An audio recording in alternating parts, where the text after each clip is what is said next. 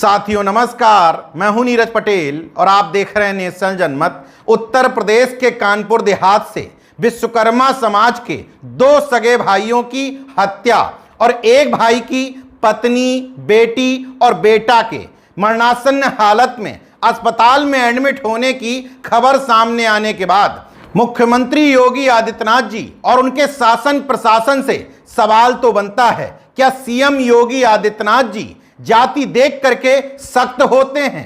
क्या योगी जी का बुलडोजर भी जातिवादी है जिसकी स्टीयरिंग जाति देखकर ही मुड़ती है? यह सवाल इसलिए पूछना लाजमी बनता है देवरिया कांड में, जहां एक तरफ मृतक प्रेम यादव की बेटी साफ साफ प्रशासन, मुख्यमंत्री स्थानीय विधायक पर सरेआम जातिवाद के आरोप लगाते हुए एक तरफा कार्रवाई की बात कह रही है। नेता भी सपोर्ट कर रही है, विधायक के घर पे रह भी रहा है वो। सरकार हमारे साथ भेदभाव कर रही है, उसे नौकरी देने की भी बात कर रही है। जी, सबसे पहले उसका बेटा हमारे पापा को मारा है और वो वहाँ से फरार हो गया, उसे हटा दिया गया है, घटनास्थल से उसको हटा दिया गया है और वही हमारे पापा को मारा है। ये बताइए, हिंदू धर्म में पिपरतक में किसके घर कथा पूजा होता है? हाँ, सरकार हमारी बातों को सुन नहीं रही है, जातिवादी देख रही है। वो सलमणि त्रिपाठी हैं, उसको अपने घर पे बैठा के रखे हैं, सारा सपोर्ट कर रहे हैं वो। और हमारे घर वो देखने नहीं आए कि उनको दोनों पक्ष में बात करनी चाहिए। वहीं मुख्यमंत्री जी की सख्ती के कारण मृतक प्रेम यादव के घर पर सरकारी नोटिस चस्पा कर दिया जाता है। 24 घंटे का समय उनके पिता राम भवन यादव को दिया जाता है, घर खाली कर दो, 31,920 रुपए सरकारी खजाने में जमा कर दो, वरना हम खुद घर खाली करवाएंगे और उसको बुलडोजर से नेस्ता नाबूद कर देंगे। कैसे तय होता है कि किस अपराध में किस अपराधी को नेस्ता नाबूद करना है, बर्बाद करना है? प्रदेश भर में जिसके साथ अपराध हुआ, जिसने अपराध किया, ये आंकड़े आप खंगालते हैं तो स्पष्ट नजर आता है कि इस सब में बर्बाद करने की प्रक्रिया जाति देखकर ही तय होती है। अगर ऐसा नहीं है तो कानपुर देहात के गजनेर थाना क्षेत्र के शाहजहांपुर में निनाया गांव में दो विश्वकर्मा भाइयों की हत्या कर दी जाती है, वो भी लाठी, डंडे और कुल्हाड़ी से। परिवार के 3 अन्य सदस्यों को मरणासन्न कर दिया जाता है। मामला जमीन विवाद का ही है, लेकिन आरोप एक शुक्ला परिवार पर है। क्या मुख्यमंत्री जी विश्वकर्मा परिवार के बच्चों से, पत्नी से मिलने पहुंचेंगे? क्या इस शुक्ला परिवार पर इतना ही सख्त एक्शन करेंगे? क्या देवरिया कांड की तरह ही खंगालेंगे कि आखिर किन अधिकारियों, कर्मचारियों की दोष की वजह से यह पूरी घटना हुई?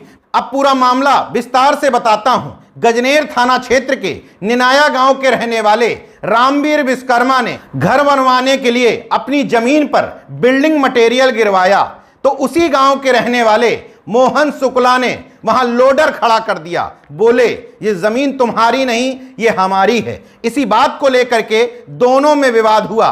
गांव वालों ने विवाद शांत करवा दिया। रात में तकरीबन 11 बजे मोहन शुक्ला अपने परिवार और कुछ गुंडों के साथ रामवीर विश्वकर्मा के घर पहुंचता है। आर्थिक स्थिति बहुत अच्छी नहीं थी, इसलिए घर के बाहर चारपाई बिछा करके सो रहे थे। पहुंचते ही मोहन शुक्ला ने रामवीर विश्वकर्मा को पीटना शुरू कर दिया। शोर शराबा सुन करके परिवार आया, पूरे परिवार को मरणासन कर दिया।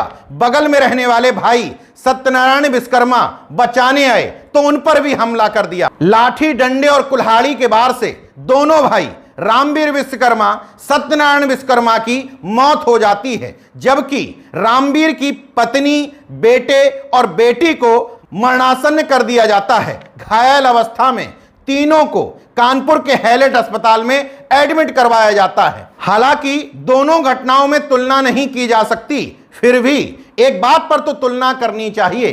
देवरिया में एक परिवार के जो 5 लोगों की हत्या हुई थी, वो उसकी वजह प्रेम यादव की उससे पहले की गई हत्या थी।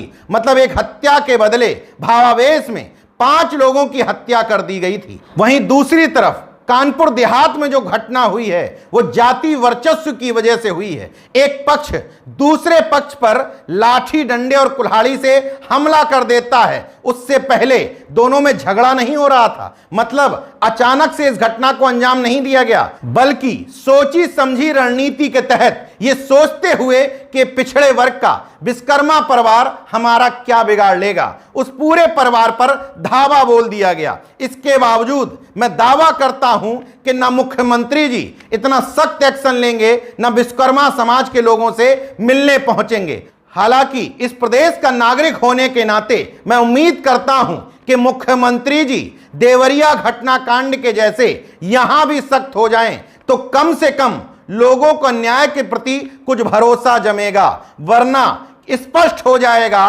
कि योगी जी जाति देखकर ही सख्त और नरम होते हैं। एक और हैरत की बात देखिए, इसी गजनेर थाना क्षेत्र के लाखन लोहार को विश्वकर्मा जयंती के दिन विश्वकर्मा योजना से सम्मानित करने के लिए पीएम मोदी ने दिल्ली बुलवाया था।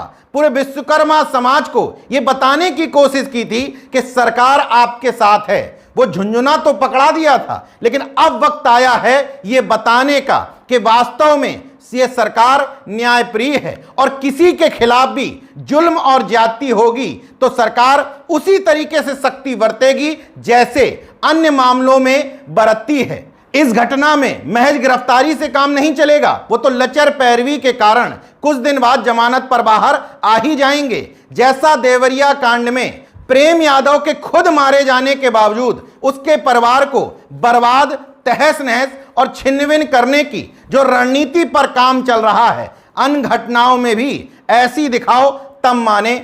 नेशन जनमत ने पिछले वीडियो में ही एक पासी परिवार, दो मौर्य परिवारों का उदाहरण दिया था। उनके साथ भी जमीन विवाद के कारण ही घटना को अंजाम दिया गया था, लेकिन वहां तो इस तरह की सख्ती नजर नहीं आई। तो यह विश्वकर्मा समाज का मामला तो सामने का ही है। इतना तो शर्म करिए हजूर कि एक तरफ मृतक के परिवार को जरा भी राहत नहीं, दूसरी तरफ जाति देख करके बुलडोजर मुंह मोड़ लेता है। अगले वीडियो में एक और घटना बताऊंगा कि मुख्यमंत्री जी ब्राह्मण की हत्या पर हर जगह सख्त नहीं होते हैं, खास तौर पर वहां जहां उनके जाति का अपराधी हो। सुल्तानपुर में डॉक्टर घनश्याम तिवारी की हत्या में यह साबित हो चुका है। अगले वीडियो में विस्तार से बताऊंगा। देखते रहिए नेशन जनमत, जागरूक और सजग बने रहिए। जय विज्ञान, जय संविधान, जय लोकतंत्र। धन्यवाद।